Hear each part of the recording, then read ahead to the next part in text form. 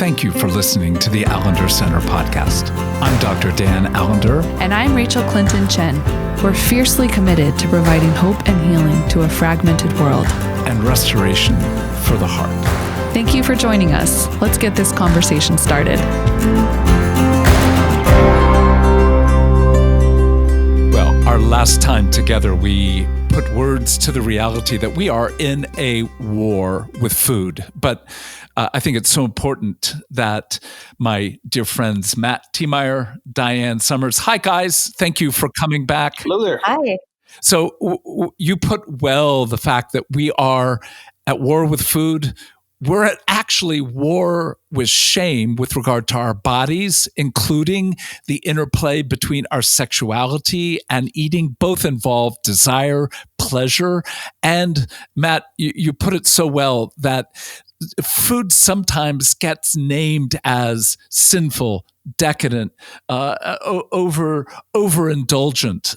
And in naming that, it's a link that I want us to come back to before we jump into a whole new topic. So could you take us a little further in the connection between desire, shame, our bodies, food, and sexuality? No big deal in just a moment or two, right? Yeah, 30 seconds or so. That'd be good for as that. long as you wish. Well, as we've spoken about earlier, these are very parallel desires within us in many ways. We're meant to have them. We're meant to experience goodness from them. I think we're meant to experience the delight of God through our sexuality and through, as Diane said earlier, our taste buds, the things that we've been given to give us such a tremendous, nuanced sense of engagement with our world. And as we think about how darkness wants to get involved with this and invade it, I think that sabotaging us in the places in which we enjoy is a really efficient way to do so. And so the kinds of things that we enjoy the most are now weaponized against us. So the more tasty foods we have, we sort of have a nudge, nudge, wink, wink kind of attitude toward these foods. The way we would talk about some kind of illicit sexual activity, when there isn't so much any attention given to what happens if we engage this food entirely open-hearted, with a notion that we're going to enter into it, staying in touch with our bodies, hearing what they have to say, receiving it fully, receiving when our bodies tell us it's time to be done. That goes out the window. And instead, because of our fear of goodness, our fear of pleasure in general, we want to tune our bodies out entirely and sort of close our eyes and wait till it's over in many ways. Yeah, I think what's coming to mind in particular is when I'm working with folks who have a history of sexual trauma and how much disconnection has come as a result of that, wanting to be out of their bodies, away from the experiences of their bodies. And for many, having paired an experience of shame with arousal during trauma, and therefore not wanting to experience what I would call arousal towards food, which is hunger, desire, interest, appetite. So wanting to cut that off at the pass out of earlier experiences of feeling like their body betrayed them, when in essence, it was a very natural and normal response to happen in the midst of a traumatic experience. So pleasure is at war, but you're also saying that, and I think it's so important to underscore this, that God gave us food for more than, shall we say, nutrition. God gave us food for play and pleasure and for communion, for engagement with ourselves and for others. And that's a radical but such an elemental part of talking about this war with food and the debris that comes. So when we talk about eating and food, would you say that shame is at play in a way in which most people have not named the interplay between shame and their own eating? Absolutely. And the shame cuts both ways, I would say, in the sense that in our fear of our own bodies, our fear of our own desire, we turn that into a weapon against the people around us as well. There's no place on the body spectrum of size and shape where anyone generally feels safe and at home and happy with themselves. And so on one hand, we look in one direction and say, oh my goodness, I'm not okay. I need to change things. And on looking in the other direction, we generally say, well, but I'm in better shape than that person. And this is a comfort to us, I believe. And it's one of the reasons we don't just drop the whole thing, realizing that we're all dealing with shame, and agree not to do it to each other. Well, the compounding war then, that at one level, and I feel caught. I'm glad that right now we are distant. You didn't see my face and how it scrunched up when you said, looking at others and going, well, at least I'm not like that. So the interplay of pride that really is fueled not by, in one sense, mere arrogance, but more out of shame. That intersection of, I'm not what I should be, but at least I'm not as bad as you are. That's a killer that both are in operation. Absolutely. It's a complete no-win situation. So would you put that as part of the debris that we're not just struggling with food, we're struggling with shame and the implications of that for how we relate to people around us? I would, again, to coin another term, it's sort of as though we're cannibalizing ourselves with shame and pride. No one is safe, essentially. Well, and certainly I've worked with people who would have, at least in their mind, or better said, in the minds of others, a near perfect body, whatever that means. And yet I have never worked with anyone who's just been honored, thrilled, being able to bless their body as it is. And particularly being somewhat older than the two of you, I'll say that as you age, it becomes even more difficult to bless the fact that you don't have the same muscles in your face.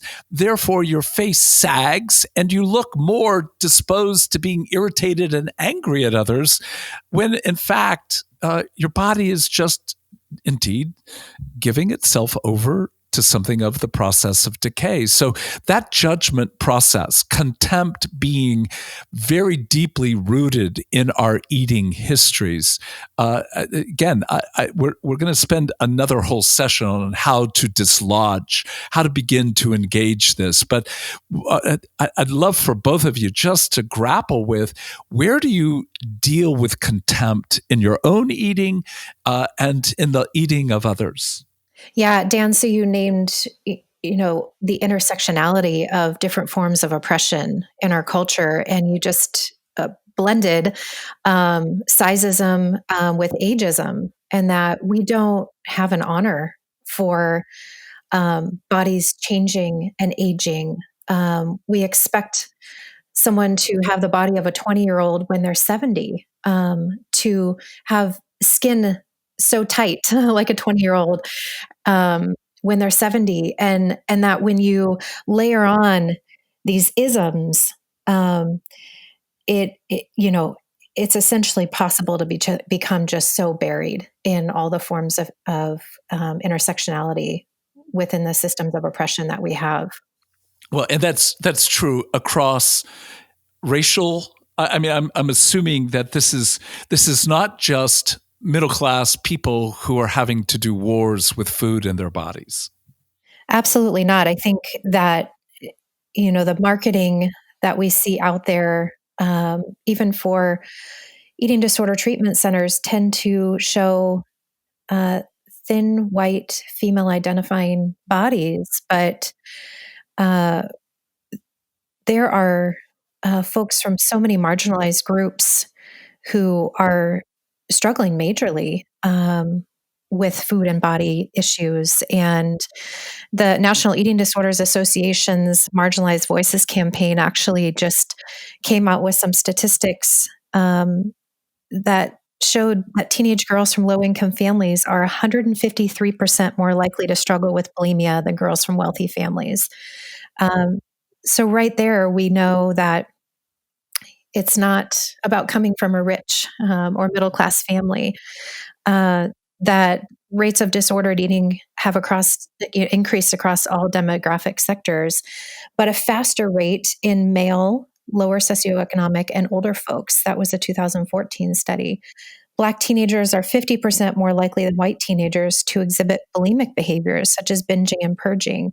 The war against food and body does not discriminate.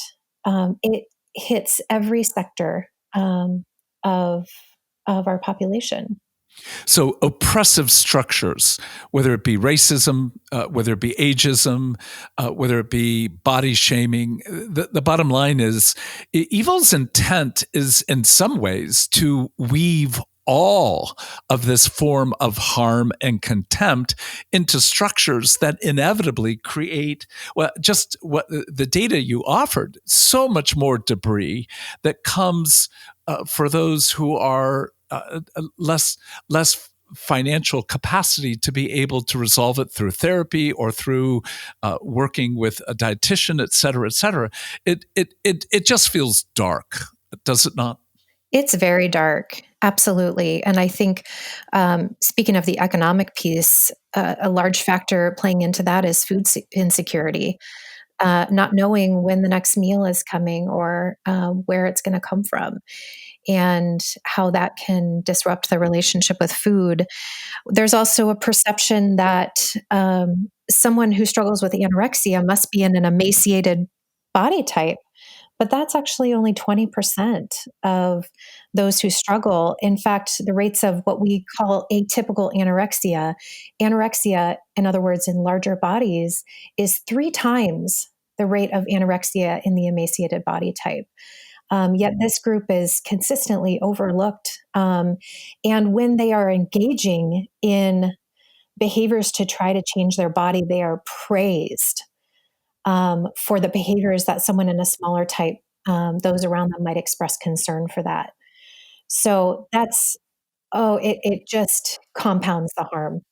And I would say social media makes it even easier for people to receive this kind of praise for behaviors that hurt themselves. And how does that play out, Matt, in terms of the people that you have worked with? You see divided souls, I guess that's the way I would put it. People who may, on one hand, have complete understanding that they're harming themselves, and at the same time, getting reinforcement of the, from the praise that they're getting, and the part of them that's disordered in their eating gains fuel from that. And these things can be heavily compartmentalized.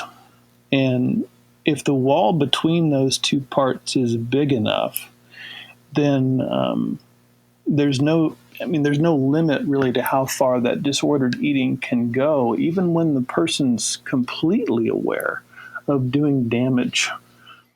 So you're rewarded for doing harm, but harm that's somehow presented as healthful because you're losing weight and gaining not only stature and the appreciation of, oh, you've lost 10 pounds or 20 pounds or whatever it might be, but in fact, you're literally setting yourself up not just for the yo-yo diet, but for the intensification of this interplay of judgment, pride, shame, contempt, and in some ways, repeating structures very similar to the demands and the violence that often comes to those of us who have been abused in one form or another.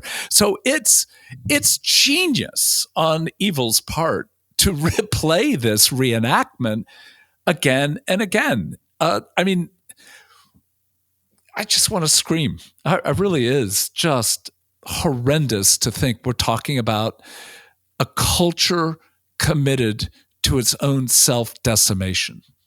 I think that's well said. This is the place at which I think that we are all too willing to turn over our awareness around our bodies to something outside of ourselves. And so especially, well, I won't say especially, I would say whether it's praise or it's shame of some kind, we give the words of others a great deal of credence with regard to our bodies. We sacrifice the listening to our bodies for the sake of the opinions of those around us. Well, both of you have named this idea of being attuned to your body. And I'll tell you just a short bit of my own history, but let me give you a fact. Apparently in about 1920-25, the average meal, dinner meal, was about 90 minutes long. Research, I think this was about 2005 or 6, the average meal was 12 minutes.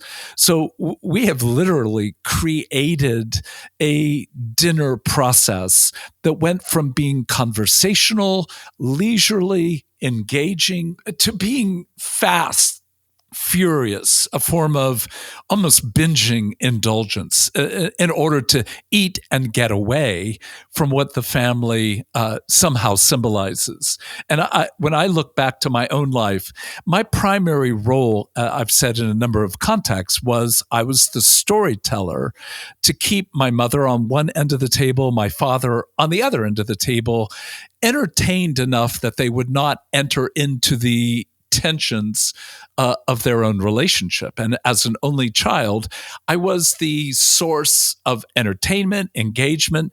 And so when the meal came, I ate as rapidly as I could because I needed, in some sense, to have the next 35 minutes free from food to be able to do the work I needed to do to keep my family safe. So as you think about what happens at the table and what happens in the process of our rapid eating world, fast food, is that part of the phenomena of the war that we're engaging?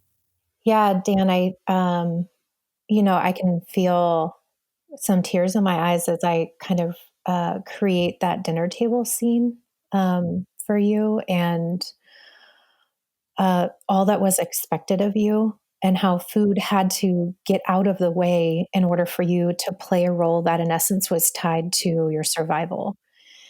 And how I'm imagining, you could correct me if I'm wrong, but it must have been absolutely impossible to taste and be present, to feel your body's response to the nourishment. Oh gosh. I mean, honestly, I would say it was no more than a year or two ago. Becky said to me at a dinner table, will you just slow down and taste your food? And it was, I get the concept, but I literally had to kind of go, I don't even know what you're talking about. Yes, I can taste it. It tastes good, but I am not lingering. I'm not allowing the erotic sensuality of the food, the flavor, the different spices to actually play in my mouth. And it did. That particular moment, it just caught me with incredible grief. I don't think I've eaten well but a few times in my life, at least the way I hear the two of you talking about that process of actually taking in food as worship. I would go so far as to say that imagining you slowing down to that level, given how much of a small adult you had to be at the table with your parents, to slow down and really enjoy food in many ways is becoming a little boy again. And how scary is that at the dinner table, given your experience, to become small and full of wonder? Okay, enough. I don't want to talk anymore. And yet I do. As soon as we step into this, I'm having memories of the table. The food that my mother prepared was really horrendous. She was, I think, almost purposely a bad cook. And yet my father was a baker.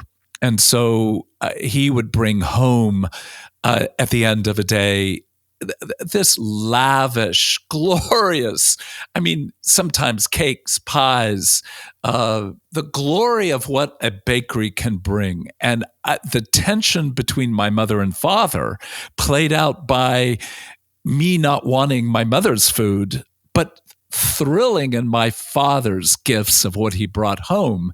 You can see the tension that existed. And again, maybe I'm defending myself, but to say, I don't know many homes that have a sense of joy and goodness and honor with regard to food. But that war, stepping into it, even as we're having a discussion, I can feel my body tense. And yet there's also that grief that wants to begin to participate in what would it be like to engage food and know joy. Yeah, it's something I've learned sitting in many of your conferences, Dan, is that we do try to rush from grief. And so I can hear that kind of nesting itself in your body, and also wanting to fight for and hope for a redemptive experience. And maybe the three of us need to commemorate that with a 3-hour-long meal when we can all see each other again. That would be glorious. No, let's presume that's probably not in the next month or two, but nonetheless, what you're describing, and again, I want to come back to this, particularly when we come into, the redemption of our own war with food. But just knowing that the Bible begins with the category of worship and food, and it ends with the category of worship and food. Food is so central to our relationship with God and our relationship with others, that it is no wonder that beyond, the war with shame and contempt that we've talked about at least a few times, that evil would be at work wishing to darken our capacity to take in something so good and also to offer it to others with the same pleasure that we know. So we're at a good point to begin to say, give a few categories that we'll pick up next time. But what are the things that immediately come to mind from this conversation that you all would say, Dan, this is what we want for you, and this is what we want for our listeners? I would say, first and foremost, let the fork not be a weapon. To be able to approach the table in a sense of more reverence. I think it's astounding that we go so far as to bless our food when we sit down at the table, and immediately become at enmity with it once the prayer is over. That's brilliant. That's awful, but it's so true. It is, yes. Isn't it? I mean, what if we only took the blessing at the table seriously, only that, and saw it through the rest of the meal as this food is a gift? That would be a profound change in the way that we engage. Absolutely. These are acts of resistance that are holy. I think when we take a stand against body oppression. We take a stand against diet culture, which is one of the greatest political sedatives. And I believe that was Naomi Wolf who said that, but I could be wrong. That we are reclaiming what we were made for, that we're returning to how we came into this world as intuitive eaters, connected to our bodies, enamored with our bodies. Mm-hmm. So much so we wanted to put our toes in our mouth. We were just in love and very embodied. So it becomes a returning back to how we came into the world. And really to a pre-traumatized state. Yes. I would say. Van der Kolk says that self-regulation depends on having a friendly relationship with your body. Trauma severs that. And so that's why his focus so much is on different kinds of therapies for trauma that help us to get re-engaged with our bodies. Well, let's just say even this ending just gives me a sense of, oh my goodness, we wouldn't be talking about this if we didn't have hope for ourselves and for others. We may still be in struggling mode at times, but something about the redemptive process gives us a possibility to re-engage our history of eating, the stories of our own experience of body shaming. And I love that notion that we're able to say, hell no. Now, I'm not going to participate in an economic and in many ways a kingdom of darkness process that actually leads me to more debris, furthering more debris for others. There's a way to engage this. So that's what I want to address in our next conversation. If you found the material on food and body helpful or intriguing, we'd invite you to pursue knowing your own story more deeply, and we offer the opportunity to do so through our story workshop. We'll be holding that August 21st through the 23rd in Seattle. Rachel Clinton Chen and I will be teaching, and you'll have an opportunity to engage your story in a small group and to begin to pursue with even greater clarity what it means to grow in maturity. Matt, you've been part of running and participating in story workshops with us many, many times. What's the experience like of doing a story workshop? I think the thing that stands out to me the most is the sense of sacredness. It is such a tremendous honor to be invited into stories that you don't hear anywhere else. And the contrast between the pain and the agony that's in these kinds of places and the redemption that's possible, the redemption we can see in a relatively short period of time is staggering.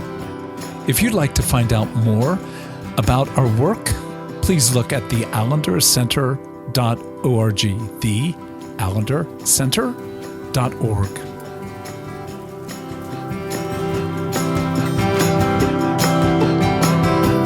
The Allender Center podcast is produced by the Seattle School of Theology and Psychology. If you'd like more information about the Allender Center, you can look at the AllenderCenter.org.